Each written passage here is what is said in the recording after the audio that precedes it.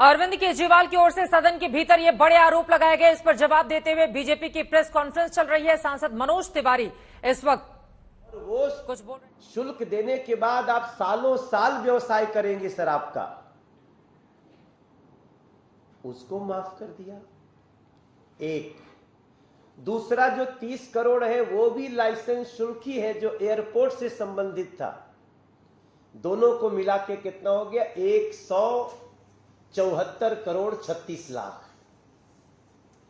1 करोड़ की एक अलग घोटाला है और 2% से 12% कमीशन बढ़ाने के बाद जो घोटाला निकल के आता है उसको तो लेकर के हम लोगों को बड़े बड़े जो जानकार हैं उनको कंप्यूटर में जोड़ना पड़ेगा कि ये 2% से 12% शराब व्यापारियों को कमीशन बढ़ा दिया गया। ये अमाउंट होता कितना है? ये जाएगा लगभग मुझे लगता है कि जितना डेटा है उसके अनुसार ये भी करीब 500 से 600 करोड़ तक जाएगा। हम अभी नहीं जानते कहां जाएगा। इसी को जांच कहते हैं, इसी को शोध कहते हैं। और 8100 करोड़ हमने हिसाब एक लगाया, वो 5वां है। वो क्या है? उन लोगों ने खुद ही कहा था कि 9500 करोड़ रुपया इस रेवेन्यू को आएगा दिल्ली को। आया कितना? 1400 करोड़।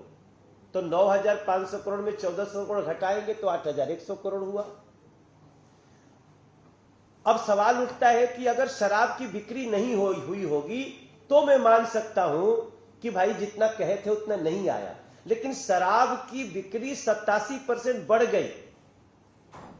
जब शराब की बिक्री 87% बढ़ गई तो रेवेन्यू तो जितना होना चाहिए तो उतना होना चाहिए।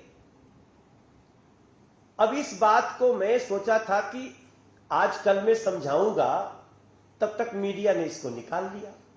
अब सबको पता है कि दिल्ली में 750 ml की एक बोतल पे 329 रुपया दिल्ली सरकार को रेवेन्यू बचता था।